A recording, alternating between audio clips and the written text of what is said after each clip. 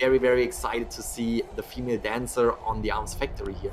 So having this compact map would actually beg the question of Last Human's Hunter. He does have a Bonbon. We did see the Dream Witch being banned. The Bonbon can definitely do a lot of chip damage in terms of countering that mercenary. Yeah, we'll still have to deal with those music boxes, but can definitely counter that owl and bait out an owl, especially if Last Human's able to chain a bomb hit with his regular hit. That could be an early down for him. But again, when it comes to points, he really wants to get as much as possible. So I have a feeling that he might try to go a little more aggressive and more proactive. And bringing up the match we witnessed with SMT, that could be to his detriment at some point because you really have to gamble it all, right, Grizzly? Yes, you really have to gamble. Oh, they really have to step up their game compared to round number 1. So here we are waiting for the pick of the Hunter. We already saw that the Dream Witch was banned. You mentioned it. Guard 26 is up his sleeve, and here we have him. Guard 26 is being utilized by the Last Human. Again, they need to at least tie this match right here to proceed into another round. But of course, it would be way better if OSM can secure a few more points this time and really get really close the gap between them and GD. And especially if they are winning this round, that would be extremely good for OSM. So let's just see how this will turn out. We're gonna see the Guard 26, very excited for him. On the Arms Factory against GD's survivor side, we saw GD escaping with 3 survivors against an extremely well-coordinated Dream Witch. And there we have the female dancer. I really like that she's starting out this animation right here. So cool. And they are getting ready to jump right into the action. Love the strut of Wildling too. It's like, yeah, I have a board, but I might as well drive this car. And once they open the garage, you're going to see that Guard 26 as they head on over to the Arms Factory. So really, one thing to note is we have it, ladies and gentlemen. Match number 2, GD versus OSM Last Human. Lots of pressure. Can he have the last stand against GD here in Arms Factory? And here we see the survivor split up, and the Last Human already found the Wildling. Wildling definitely not the pick that you want to find early in the match, so the Last Human knows that and ignores the Wildling completely, because you don't want to start out this fight with the Wildling. No, you want to find a survivor that you can first of all bring down fast, and second of all can't harass you the entire time.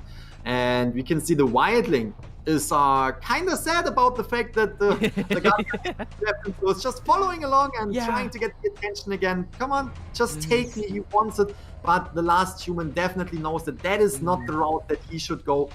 The Wildling is doing a fantastic job, just giving the Last Human tinnitus the entire time. Therefore, he can't spy out in which corner of the map someone else is. And right now they're transitioning away. Fantastic job. I really want to say Wildling doing a great job. Now let's go. Let's see what's happening here.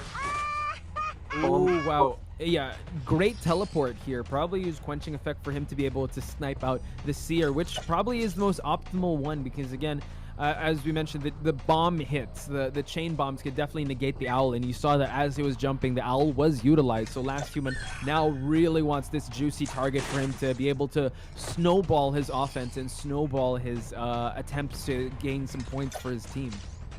But very unfortunate for him to immediately find the Wildling, and Wildling was really just putting pressure and putting the tinnitus on him, so he couldn't see if there's a survivor nearby. Very good hit right here. Still needs an entire hit or 2 bomb hits to go down though, so that might be very difficult. Time bomb did not miss. The remote bomb did not hit.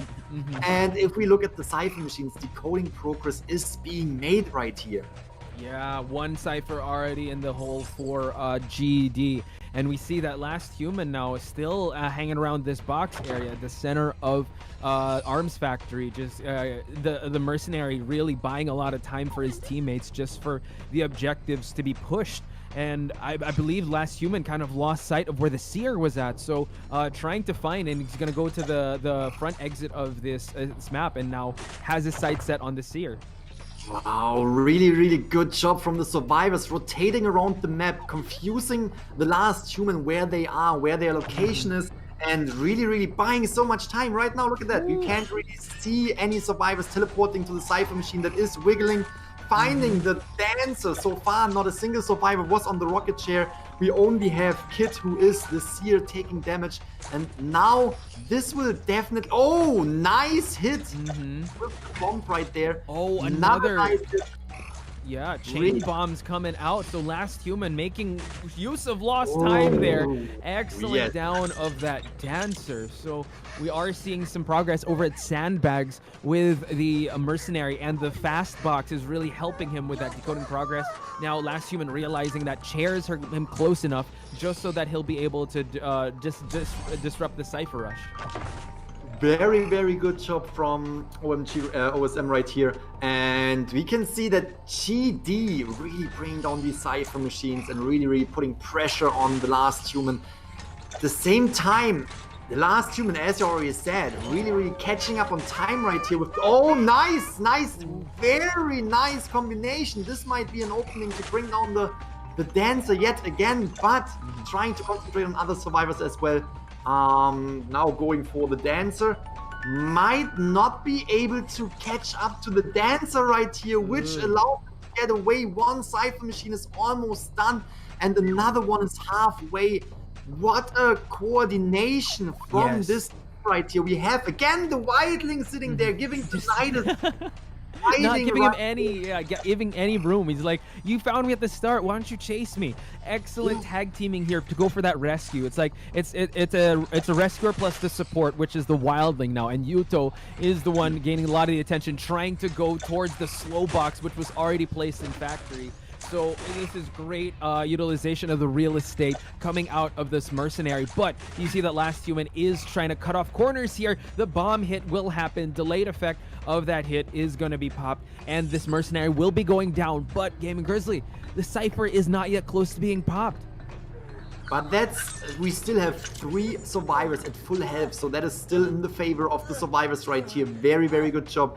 We will see, most certainly we will see 2 survivors going in. Oh, the Wildling is trying to prevent Oh, pushes him from daring, but was not able. Good job bringing the survivor to this chair, because that chair is very close to the Cypher machine that he needs to protect. Is now giving an opening to the Wildling to actually rescue, but he is not doing it, and the Last Human knows that he won't do it. Not right away, waiting for it, trying to protect, but look at that Cypher machine. They are working on it. Bombs are coming in.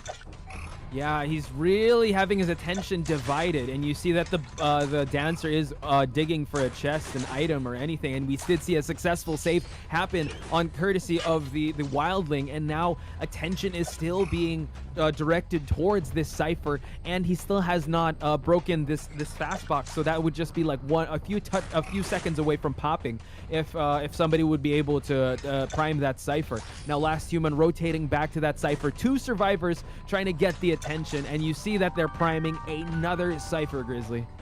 Fantastic job. That is exactly what you can do when 4 survivors are on the ground, because you can go and decode one Cypher machine, or at least try to decode that one Cypher machine that is being protected by the hunter, but at the same time you have several survivors that could go to a different Cypher machine, and exactly that is what we have seen several times before. And that is extremely crucial. Now going to that Cypher machine, but still the other one is primed and the other one will be primed. There we go, not hitting that dancer. Now the Cypher machine is primed. The survivors are waiting for that one survivor to go down, for that one survivor to take the hit, and there it comes. Cypher Pop should be coming in right away, and we have 3 survivors on the other side of the map. Teleportation was just used. What we can expect right here is at least a 3 survivor escape, because they are all over there, and maybe the dancer will be able to get either through the dungeon or even through the gate, having a perfume right here. And you can also see that the Last Human did not bring detention. Yeah, no. Oh man, which is not making her way. Oh, if she takes a hit, the animation of the hunter will give her enough time. But if she will take a bomb, she might go down. Oh my gosh! Get 4 survivors out of here.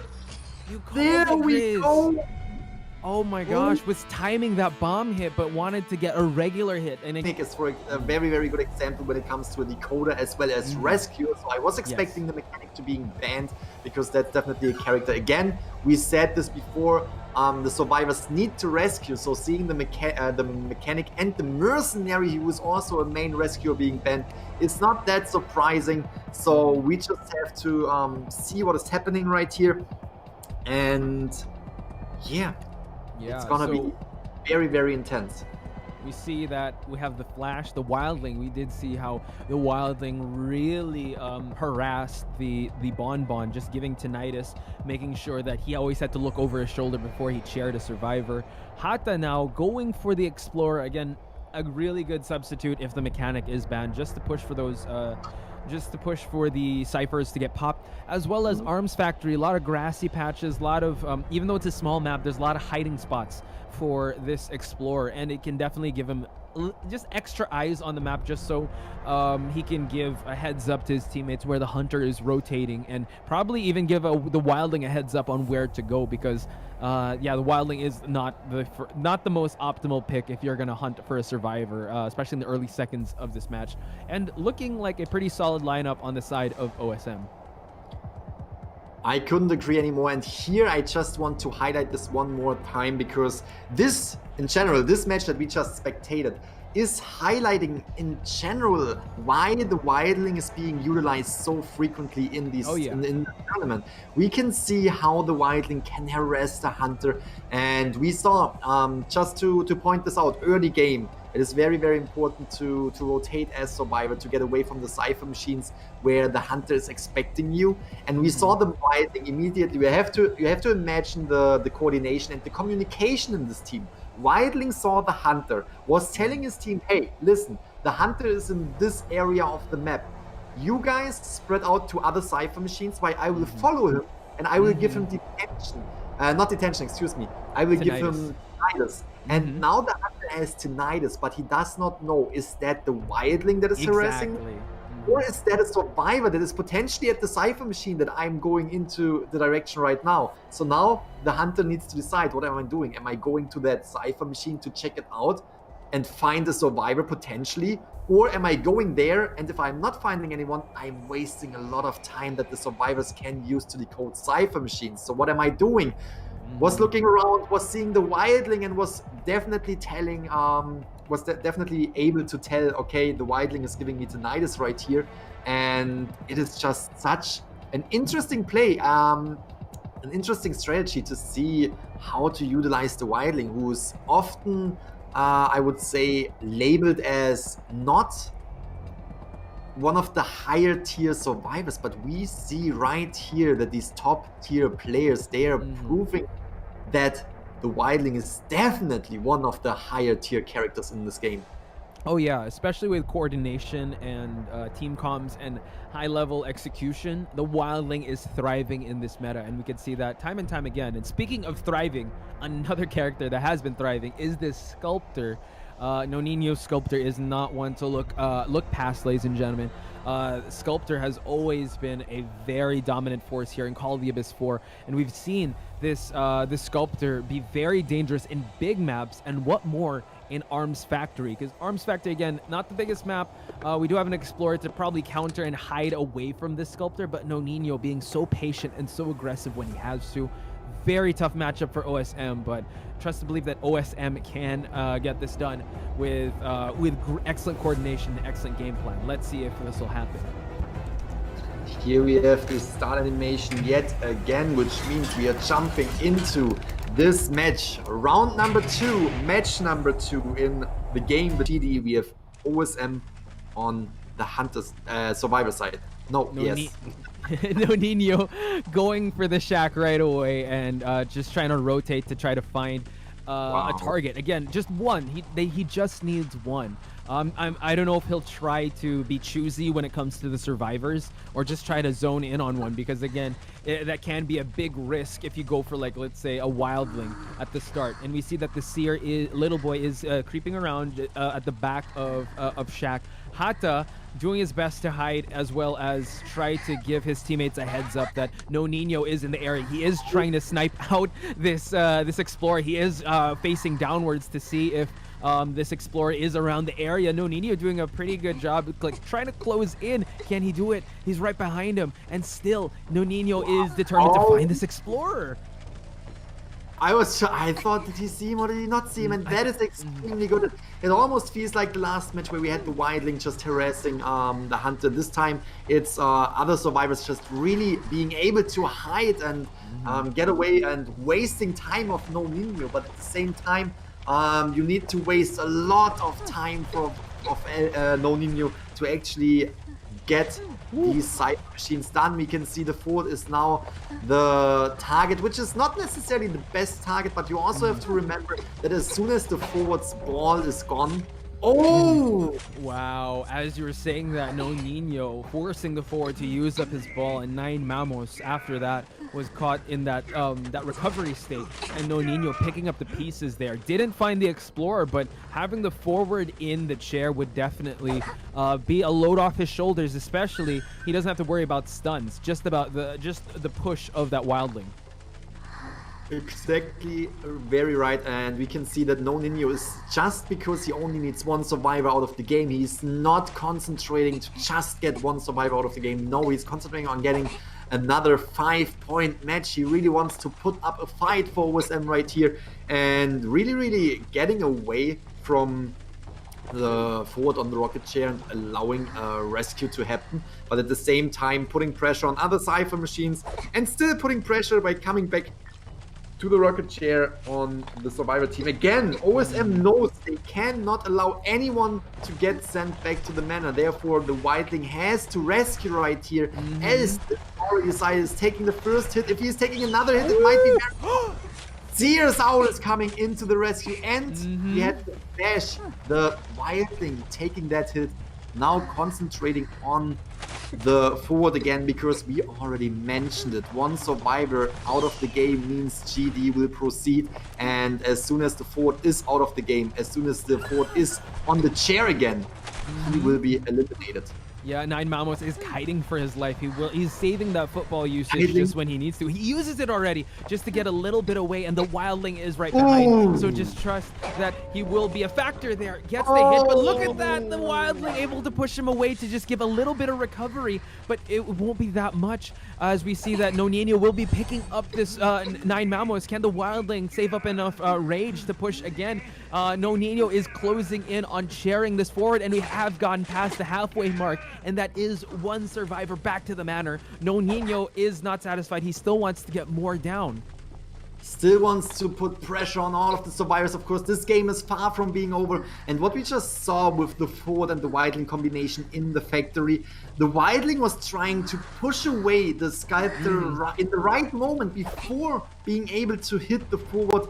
But the timing, it was a little bit too late. The Wildling was a little bit too late, and therefore No Nino was able to actually hit the forward in the very right moment. Now going for the Seer right here, who was able to No Nino was able to get 2 statues on the Seer. It's now at halfway. We have Blink active. Will we see it? Yes, just as I said it. We can see Blink, and now Little Boy is having a little bit of problems because, again, if you go through a pallet, it is very predictable as Sculptor where to put the statues, because if you're putting a statue inside the pallet, the statues will just bounce off left and right and potentially hit the survivors, what we just saw right here. And now we have the Seer on the chair. We only have 1 cypher machine remaining. Fantastic decoding speed from the survivors right here.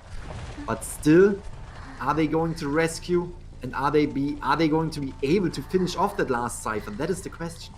Wow, so No Nino setting his sights on this Explorer. 1 cypher remaining, about past 50%.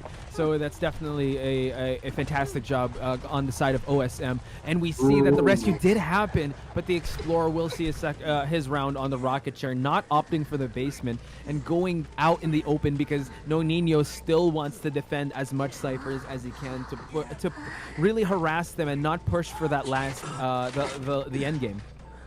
Exactly. That is a very, very common move that we saw right here, not going for the basement. Because if you go down into the basement, you might lose a lot of time. Because first of all, you have to go down. Second of all, you have to come up again to hunt down the other survivors. And that time might be enough time for the survivors, especially when only one Cypher machine is remaining, to prime that Cypher machine, to get prepared for the rescue, and to rescue the survivor out of the basement with that Cypher pop. So very, very common strategy that No Nino was going with right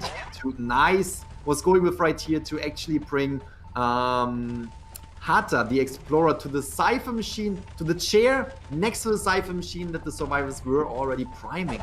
And now OSM trying to push that last Cypher near the no man's land there. Little boy just moving away, dodging and ducking away from the statues, and that's gonna be an excellent rescue on the side of the wildling. But then again, the Flash trying to push towards that Cypher. Could it be the Flash's turn to get on this chair, because the wildling is not on his board? 40-second cooldown, gets the hit. No Nino now. Will he chair the wildling? It seems like he's just gonna leave him down. Goes for the chisel again, just to harass around the map. Little boy is retreating, and it seems like the Flash will be going to the rocket chair. That was extremely close. The Cypher machine is almost ready. We are now seeing No Nino pressuring that one Cypher machine even more, but it is almost primed. Also want to mention how the Seer, Little Boy, was able to dodge these statues around the rock, really not giving any chance for No Nino to combine the statues, so they would immediately aim for him. There we go. We saw the Cypher, we saw the rescue and the Cypher pop happening right here, which allows the survivors to split up to two Cypher machines. We can see that the wildling is on his board again. Oh, we also saw the Explorer might go back to the other gate, because he might think the Explorer is on the other gate, and it might be a good... I mean, at the end of the day, they need one survivor out of there, and that's exactly what GD did, but it might seem like he's going for more.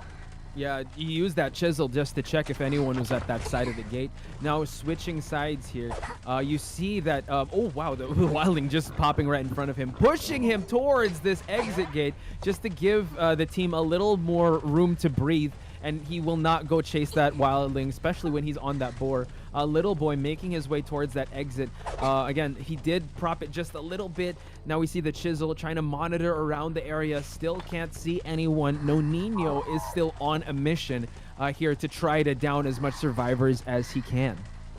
I just want to say that this is absolutely outstanding. The way the survivors are splitting up and trying. Look at this. They are all at this other side, and No Nino still not being able to spot any of the survivors. Now we have the wildling right there. Wildling is not on the board, which might be a little bit of a problem, but still has full health. And wow, the way they split up, the way they were able to get away. Every single survivor was at the other side of the gate, and now they are over here going and now they're going back. Again. And it's just absolutely amazing seeing No Nino not being able to actually catch any of these survivors. Then we have the wildling harassing again. And just imagine this one survivor that is out of the game, the fourth, would be still alive, and they would teleport, going for the Explorer. So he was saving his trump card for the last possible second, and Hata now eats that regular hit, but no detention would be a factor. So the back and forth seems like they will be committing towards that other side of the gate. You see that the wildling now has to dodge these statues as Hata makes his way towards the shack area, and now we see him try to shrink, just try to get away from the hunter. But then again, as you mentioned, when he goes through those windows, he can get predictable with those statue hits. And now Hata, gets down and still not satisfied. No Nino still wanting to down more survivors. Needs to go for the wildling right now because the gate is already open. Little boy is outside and goes for the wildling. There might be a chance for the Explorer to actually get up. Is going to try to get the Seer as well. Did not see the sneaky Seer. Yes, the Seer sneak around the corner right here. Now buying more time for the team to actually get up. We can see that the Explorer managed to actually self-heal. We now have... Wow, this is such an intense match. And again, that is what I wanted to say.